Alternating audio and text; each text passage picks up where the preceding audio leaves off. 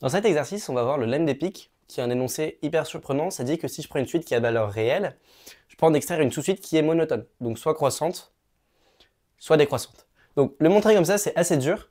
Si tu veux, je vais donner une indication. Je peux essayer de le prouver comme ça, mais je vais donner une indication. En fait, on va considérer E être l'ensemble des n dans n, tel que, quel que soit k strictement plus grand que n, un est strictement plus grand que uk. Donc pourquoi, en fait, pourquoi ce lemme-là, il s'appelle le lemme des pics? Parce que les éléments de E, donc j'ai ma suite, et elle fait des trucs un peu comme ça.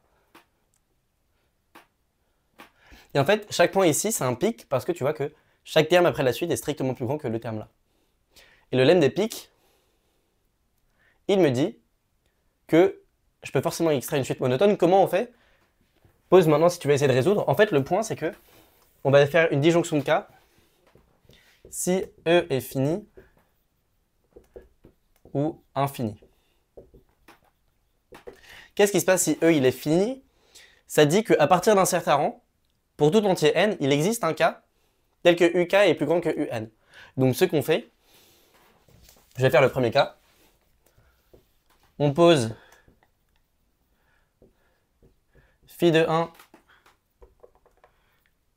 égale n tel que, quel que soit k plus grand que n, k n'appartient pas dans E. Parce que l'ensemble E il est fini, donc j'ai ça. Et ce qu'on fait, c'est que, une fois qu'on a posé ça, par hypothèse, je sais qu'il existe un entier k qui est strictement plus grand que n, tel que j'ai ça. Comme on a n n'appartient pas à E, donc il existe k strictement plus grand que n, tel que uk est plus petit que un. Et donc ce qu'on fait, c'est qu'on pose phi de 2 égale uk, et on continue d'itérer ça. Et ça fait une suite décroissante du coup, d'après cette hypothèse-là.